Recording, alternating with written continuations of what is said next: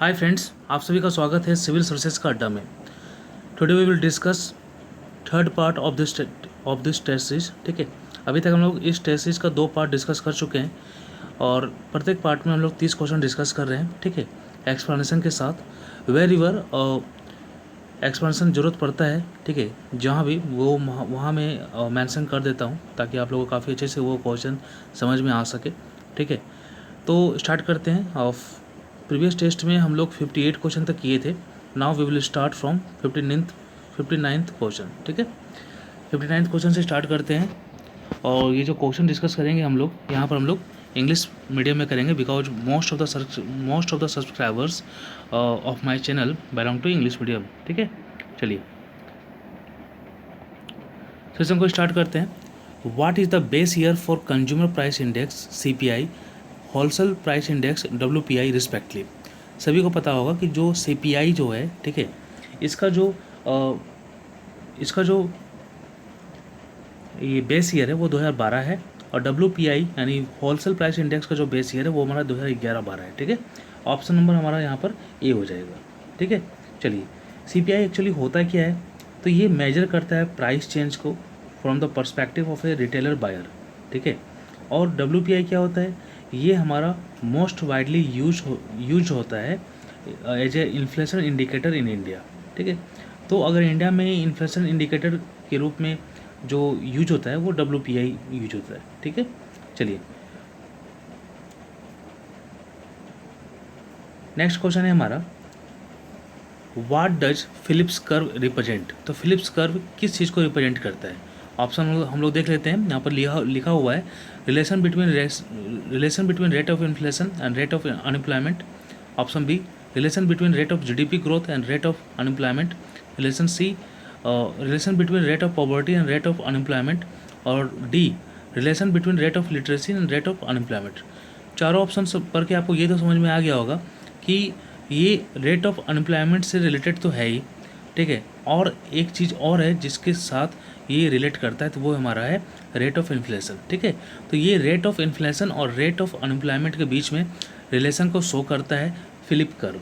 ठीक है, चलिए और ऑप्शन नंबर 61 देख लेते हैं हम लोग। ठीक है, ध्यान रखिएगा फिलिप कर्व मतलब ये होता है that show the relation between the inflation and unemployment. ठीक है, चलिए now the 61 question for you, what is to be added to GDP to get GNP। सभी को पता होगा GDP मतलब ये होता है कि किसी कंट्री के बाउंड्री के अंदर जो भी गुड्स और सर्विसेज एक फाइनेंशियल ईयर में प्रोड्यूस होते हैं उसे हम लोग GDP बोलते हैं। लेकिन अगर हम लोग उस GDP में क्या होता है कि कोई फॉरेन का बंदा या कोई फॉरेन की कंपनी इंडिया में अगर काम कर रही है तो वो तो अपना पैसा इंडिया से बाहर लेके चल जाएगी ना, तो वो प्रॉपर GDP नहीं हुआ। तो हम लोग उसको क्या करते हैं, उसको माइनस कर देते हैं। ठीक है, लेकिन जो इंडिया का जो कोई कंपनी या इंडिया का कोई बंदा अगर फॉरेन में काम कर रहा है तो वो पैसा तो इंडिया भेजेगा। ठीक है, तो वो भी तो GDP में काउंट होगा। तो GDP से GNP के लिए, ठीक है, GNP का फुल फॉर्म होता है ग्रॉस नेशनल प्रोडक्ट, यानी ये जो प्रोडक्ट है ये प्योरली नेशन के द्वारा है और नेशन के लोगों के द्वारा है। ठीक है, तो इस प्रकार GDP से GNP पाने के लिए हम लोग इसमें ऐड कर देते हैं नेट इनकम फ्रॉम अब्रोड। ठीक है, ऑप्शन नंबर डी हो जाएगा हमारे यहाँ पर। आई होप आप काफ़ी अच्छे से आप लोगों को समझ में आ रहा होगा। Here the next question for you, which of the following statements are not true about sunrise industry. देखिए सनराइज इंडस्ट्री उसी को बोलते हैं जो क्या बोलते हैं न्यू हो और रिलेटिवली न्यू हो। ठीक है, काफ़ी ग्रो फास्ट कर रहा हो और एक्सपेक्टेशन ये रहता है इस कंपनी के साथ कि वो फ्यूचर में काफ़ी इंपॉर्टेंट बन जाएगा वो कंपनी। ठीक है, एग्जांपल हो जाता है हमारा वैसे इंडस्ट्रीज जो हाइड्रोजन फ्यूल प्रोडक्शन से रिलेटेड हो या पेट्रोकेमिकल इंडस्ट्री से रिलेटेड हो, फूड प्रोसेसिंग इंडस्ट्री से रिलेटेड हो, स्पेस टूरिज्म हो और ऑनलाइन इंसाइक्लोपीडिया हो। ठीक है, इस प्रकार अगर ऑप्शन देखा जाएगा पूछ क्या रहा है, कौन सही नहीं है, तो ऑप्शन ए तो हमारा सही है। ठीक है, और ऑप्शन बी जो है the industry witness numerous startups and a wealth of venture capital funding. ठीक है, तो ये भी हमारा सही है।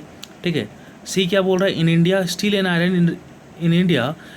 And iron industries are sunrise industry. तो ये हमारा रॉन्ग हो जाएगा बिकॉज स्टील और आयरन इंडस्ट्री जो है ये सनराइज इंडस्ट्री नहीं है।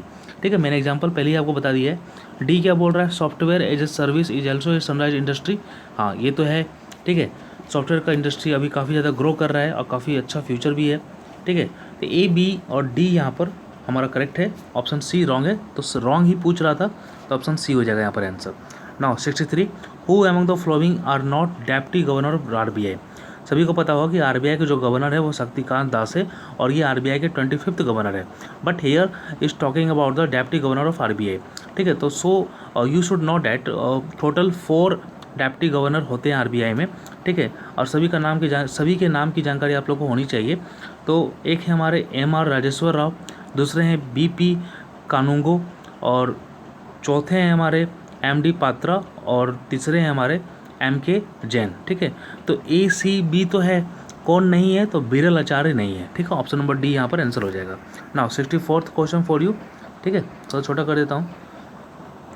Which of the following statements are true with reference to the long term repo operation LTRO conducted by the RBI. ठीक है, तो LTRO जो है ये एक टूल है जिसके द्वारा सेंट्रल गवर्नमेंट प्रोवाइड करता है 1 year to 3 year money to bank. ठीक है, ये हमारा LTRO है। ऑप्शन बी क्या बोल रहा है, prevailing repo rate is use.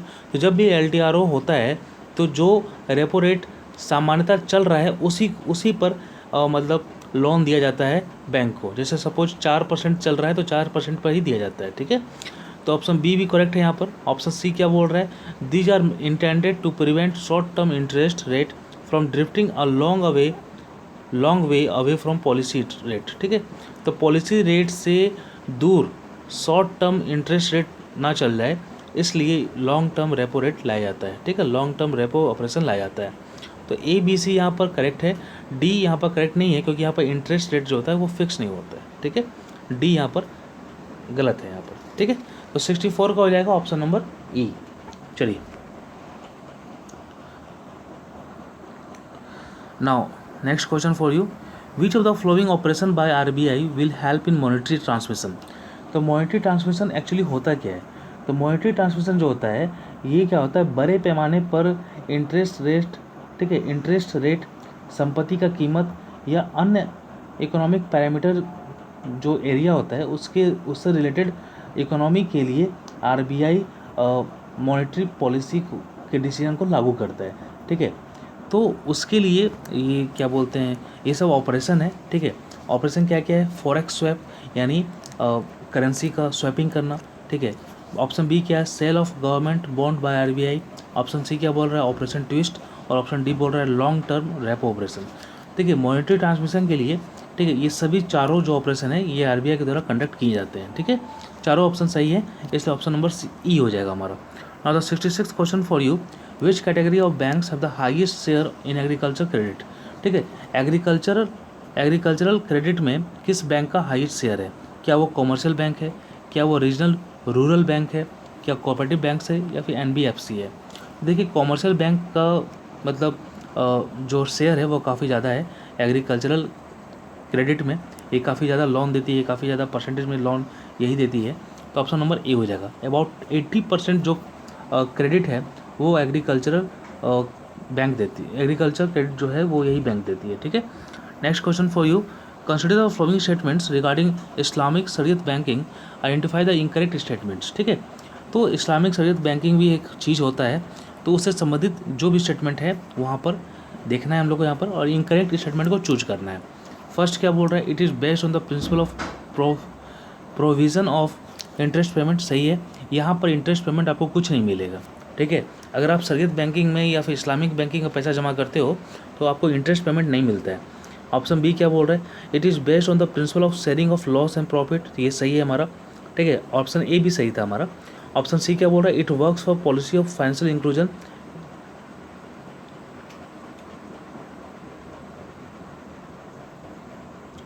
ये सही है।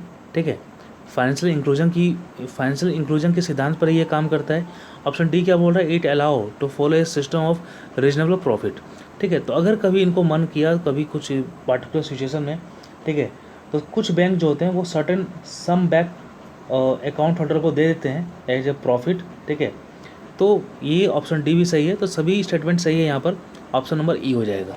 ठीक है, चलिए नेक्स्ट क्या है, व्हाट इज़ के शेप्ड इकोनॉमिक रिकवरी। तो फ्रेंड्स आपको जानना चाहिए कि इकोनॉमिक रिकवरी से रिलेटेड बहुत सारे शेप होते हैं, जैसे वी शेप हो गया, यू शेप हो गया, के शेप हो गया। तो अभी जो हमारा इंडियन इकोनॉमी की बात करेंगे 8%, तो हमारा जो इंडियन इकोनॉमी है after combating with the covid pandemic, हमारा जो इकोनॉमी है वो हमारा वी शेप पर रिकवर कर रहा है। V shape in the sense कि जब वी आप लिखते हो तो आप डाउनवर्ड पेन चलाते हो। इट मीन्स हमारा जो इकोनॉमी था वो कोरोना के टाइम में एकदम स्पीड से फॉल हुआ था, ठीक है, काफ़ी ज़्यादा नीचे गिरा था, काफ़ी रिसेशन आ गया था, ठीक है, और फिर काफ़ी स्पीड से बढ़ा भी और बढ़ भी रहा है, ठीक है। तो जब स्पीड से कोई इकोनॉमी फॉल हो और स्पीड से रिकवर भी करे, ठीक है, तो हम लोग उसको बोलते हैं वी शेप इकोनॉमी। क्या बोलते हैं उसको? इसको हम लोग बोलते हैं वी शेप इकोनॉमी, ठीक है। काफ़ी स्पीड से आता है, इकोनॉमी फॉल होता है और काफ़ी स्पीड से रिकवर भी होता है, ठीक है। यहाँ पर काफ़ी कम टाइम ये स्पेंड करता है एज ए स्लो इकोनॉमी, ठीक है। तो ये हमारा हो गया V shape economy. Now we will talk about the U shape economy. U shape में क्या होता है कि इकोनॉमी तो फॉल होता है, ठीक है, और कुछ टाइम के लिए स्ट्रगल करता है, ठीक है, स्लो इकोनॉमी हो जाता है हम लोग का, ठीक है, और ये स्ट्रगल करता है मतलब इकोनॉमी को रिकवर करवाने में, ठीक है। तो ये जो स्ट्रगल करता है, ठीक है, इकोनॉमी को रिकवर होने में, तो इसलिए इसका शेप यहाँ पर थोड़ा सा डम हो जाता है, ठीक है, और फिर ये रिकवर भी करता है। जिस स्पीड में ये फॉल हुआ था उसी स्पीड में ये रिकवर भी करता है, इसलिए इसका नाम है U shape economic recovery. Now as per the question is here, ठीक है, what do you mean by K shape economy, ठीक है। देखिए के शेप में क्या होता है कि आप ये तो देख रहे हो और ये चीज़ देखो, ये इधर डाउनवर्ड और ये आपका अपवर्ड, यानी ये डाउनवर्ड, ठीक है, और सॉरी ये डाउनवर्ड है और ये हमारा अपवर्ड है। तो यानी ये यहाँ पर दो लाइन्स ये शो करती है कि ऐसे इकोनॉमी में different section of people, different section of population of society, ठीक है, ये डिफरेंट रेट पर रिकवर करते हैं। कोई काफ़ी ज़्यादा फेस झेलते हैं और मतलब काफ़ी ज़्यादा मतलब इकोनॉमिक स्लो डाउन को झेलते हैं, और कुछ ऐसे लोग भी होते हैं जिनको ज़्यादा फ़र्क नहीं पड़ता है, ठीक है, और इनका रिकवर करने का स्पीड जो होता है वो काफ़ी ज़्यादा होता है और इनका रिकवर करने का स्पीड जो होता है वो काफ़ी कम होता है, काफ़ी इनको क्षति भी होती है। तो अगर हम लोग का जो पॉपुलेशन पिरामिड है, तो अपर पिरामिड जो होता है इसमें जो हाउस होल्ड लोग जो रहते हैं इनको काफ़ी कम क्षति होती है, लेकिन जो बॉटम हाउस होल्ड में जो रहते हैं इनको काफ़ी ज़्यादा क्षति होती है, इनका जॉब चल जाता है, इनका इनकम का सोर्स ख़त्म हो जाता है। तो इस प्रकार ये लोग डाउनवर्ड वाले लाइन में आते हैं और ये जो आते हैं ये अपवर्ड वाले लाइन में आते हैं, ठीक है।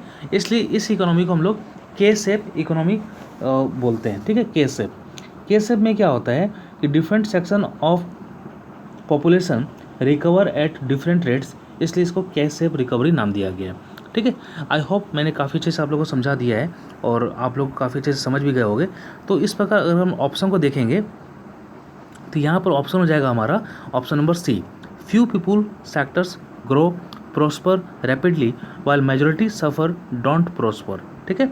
चलिए 69 देखते हैं। Spice E plus and E form launch by the government of India is related to, ठीक है, auction of mining blocks, defence procurement process, incorporation of a company, environment clearance.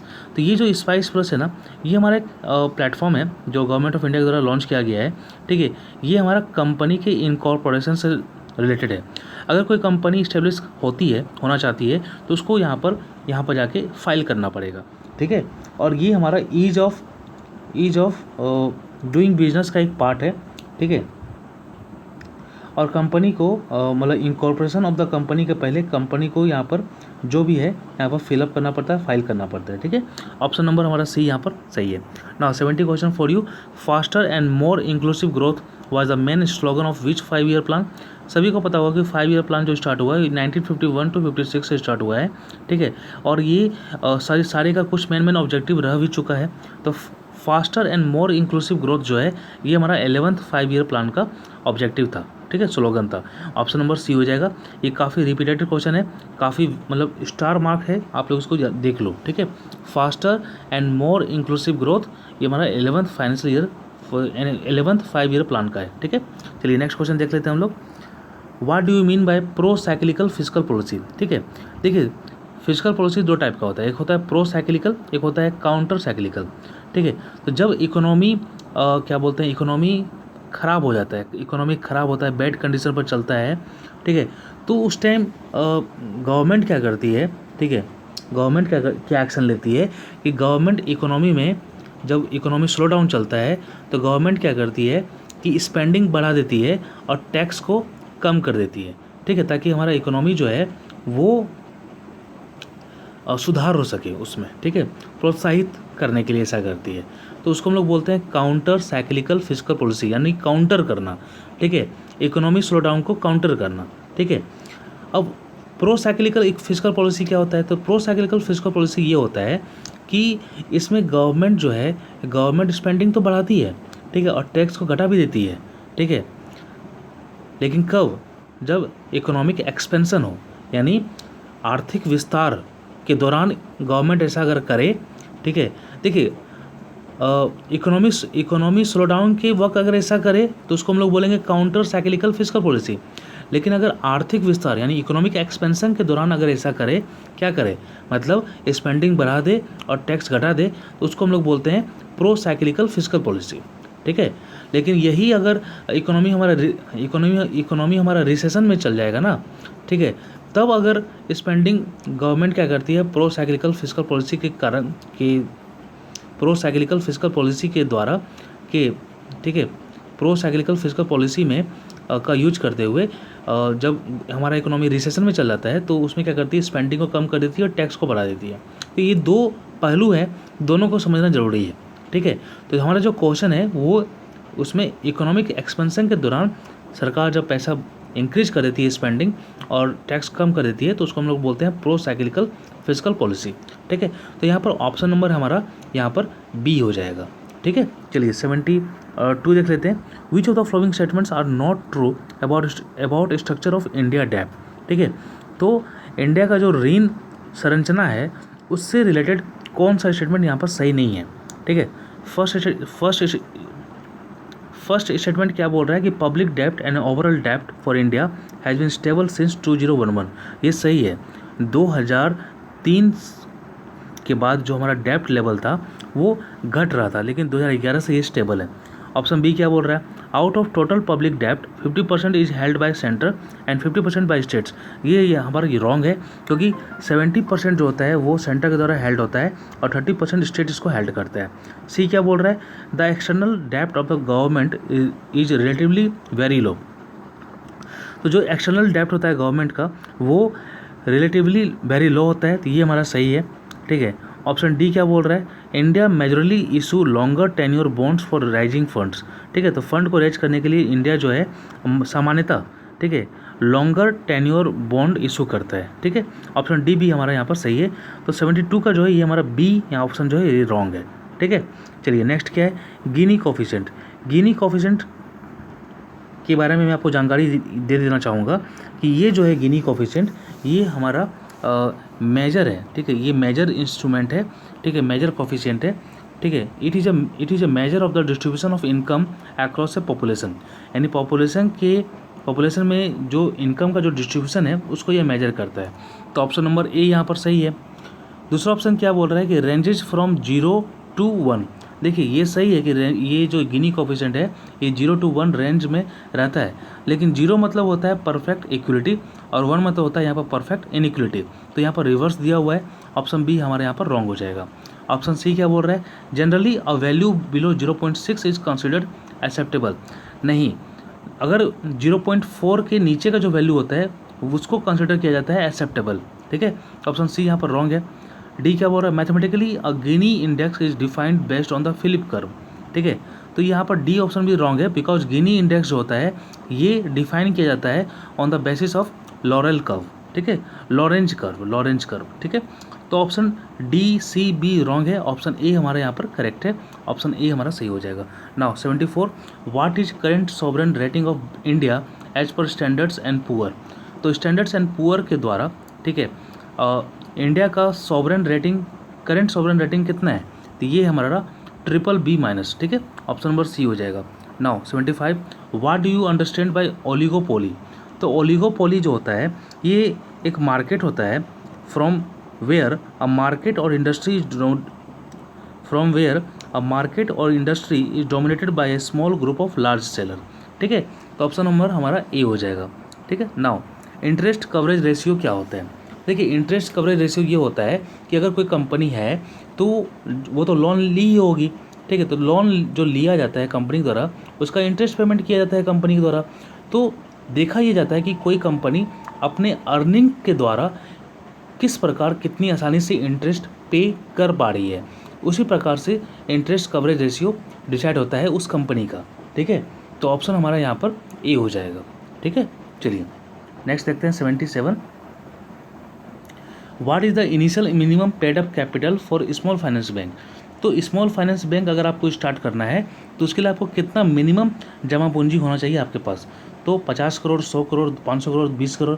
तो आपके पास 100 करोड़ है तो आप एक स्मॉल फाइनेंस बैंक खोल सकते हैं या पेमेंट बैंक खोल सकते हैं। ठीक है, पेमेंट बैंक और स्मॉल फाइनेंस बैंक के लिए minimum paid up capital 100 crore चाहिए।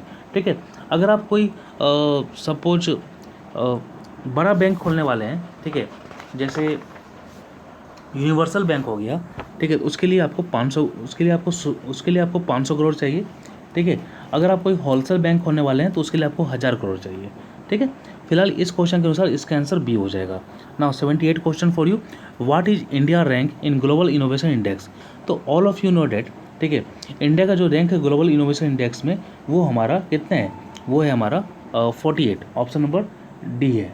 ठीक है, और इंडिया पहली बार फर्स्ट टाइम 2020 में टॉप 50 के अंदर आया है। ठीक है, चलिए, और सेंट्रल साउथ एशिया में ये फर्स्ट रैंक में है। ठीक है, चलिए नेक्स्ट क्या हमारा, which of the following statements are true about the PM Atmanirbhar Swasthya Bharat योजना? देखिए, जब भी कोई योजना है उसमें आप एक चीज़ ध्यान रखिएगा, क्या ये स्टेट स्पॉन्सर्ड है या फिर सेंट्रल सेक्टर है? सॉरी मैंने गलत बोल दिया।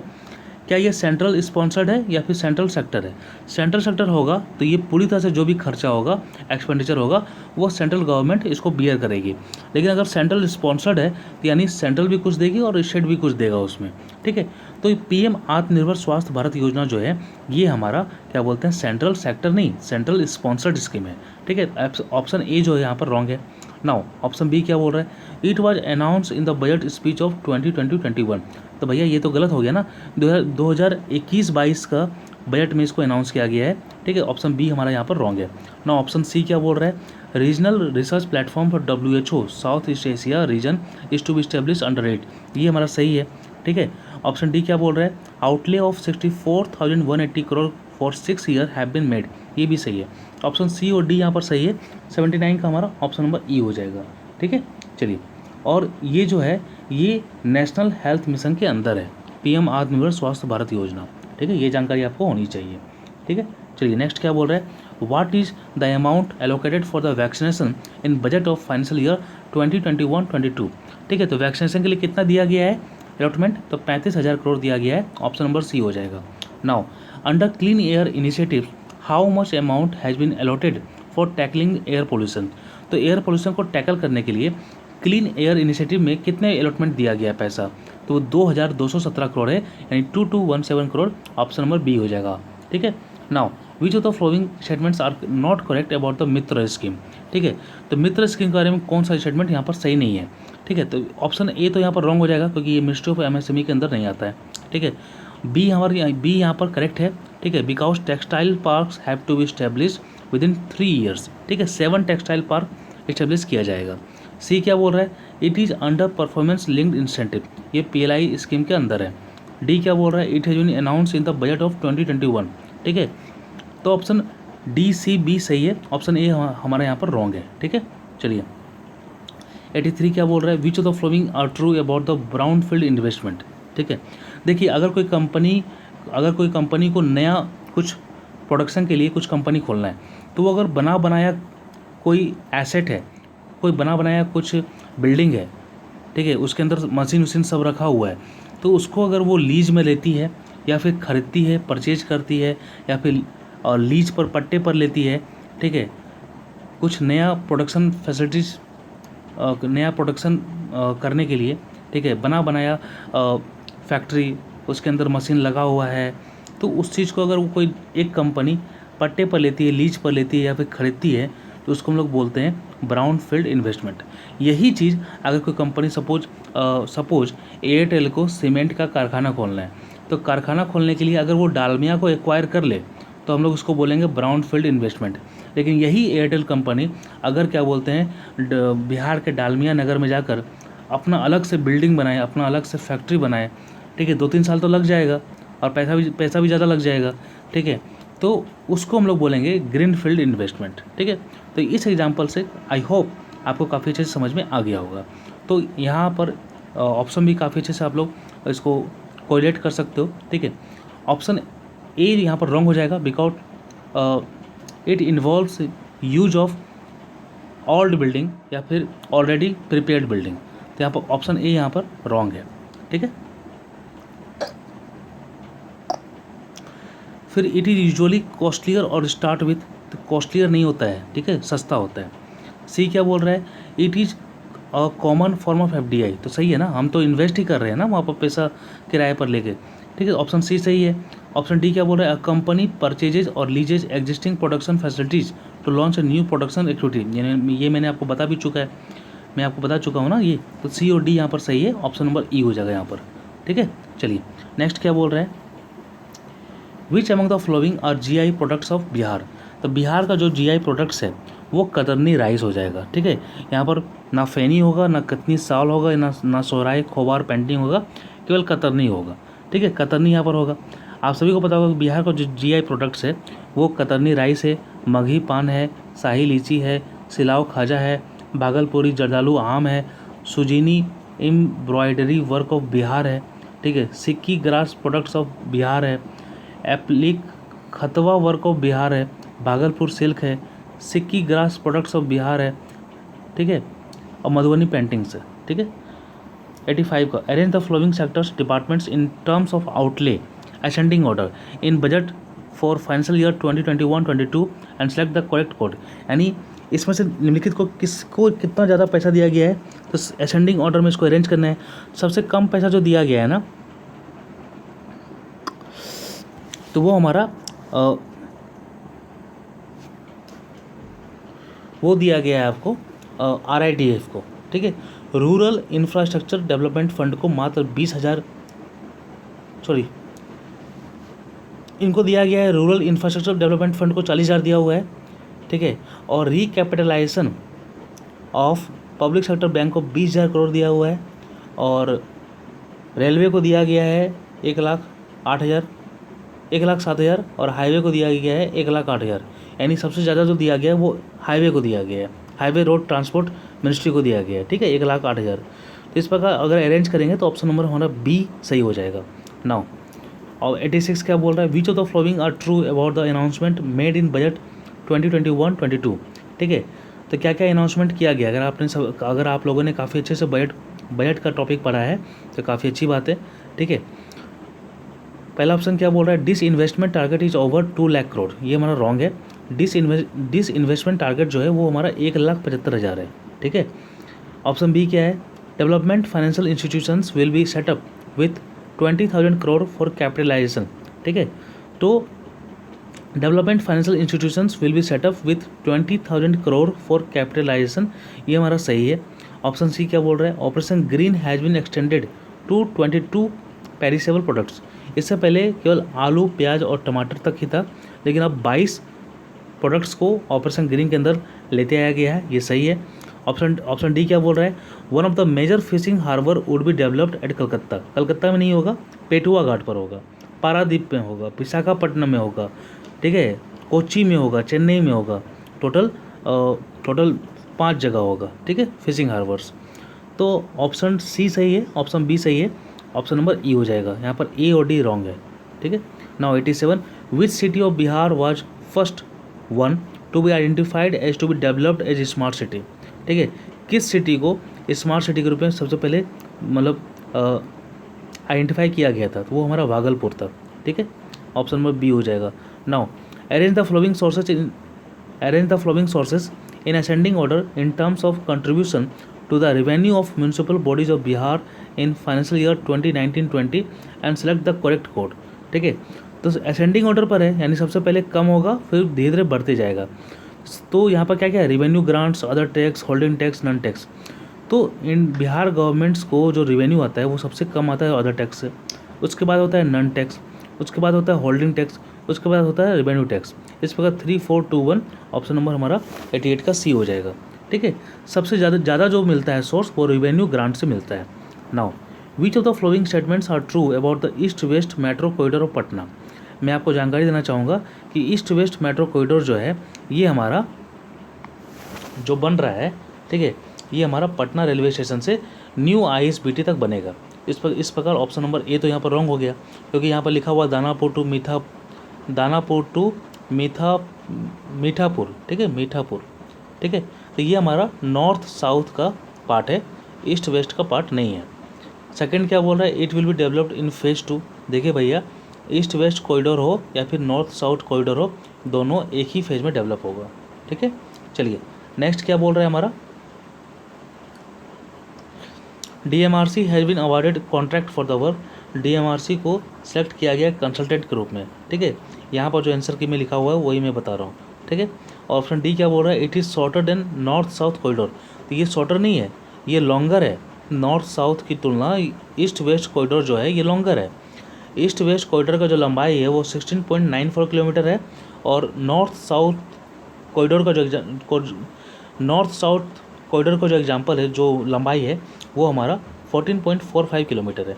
तो कोई भी स्टेटमेंट यहाँ पर सही नहीं है, ऑप्शन नंबर ई हो जाएगा। ठीक है, लास्ट क्वेश्चन देखते हैं हम लोग, 90 क्वेश्चन हो जाएगा हम लोग का। In which of the following district of Bihar rate of urbanization is more than 5%। ठीक है, ऑप्शन क्या है, समस्तीपुर, मधेपुरा, कैमूर, नालंदा। सभी को पता होगा जो समस्तीपुर है सबसे ज़्यादा जो रूरल, ठीक है, सबसे ज़्यादा जो रूरल जनसंख्या है वो समस्तीपुर में है। ठीक है, कैमूर तो हो नहीं सकता है और समस्तीपुर तो हो नहीं सकता है, बचा मधेपुरा और नालंदा। तो हमारा नालंदा होगा, ऑप्शन नंबर डी हो जाएगा यहाँ पर। ठीक है, और सबसे ज़्यादा जो अर्बनाइजेशन का जो परसेंटेज है ना, रेट ऑफ अर्बनाइजेशन जो है ये हमारा पटना में है 43.1%। ठीक है, उसके बाद फिर मुंगेर में है 27.8%। ठीक है, इस प्रकार 90 का हमारा डी हो जाएगा। तो फ्रेंड्स ये हमारा 30 क्वेश्चन का डिस्कशन था, ये पार्ट 3 था। इस प्रकार 2 पार्ट और आएंगे और इस प्रकार 150 क्वेश्चन को हम लोग डिस्कस करेंगे। शॉर्ट वीडियो बना रहा हूँ ताकि आप लोग काफ़ी इजीली इसको देख सके और समझ सके, रिवाइज कर सके, अपने प्रिपरेशन को बूस्टअप कर सके। ठीक है, इसका PDF आपको हमारे टेलीग्राम चैनल के पेड ग्रुप में मिल जाएगा। धन्यवाद।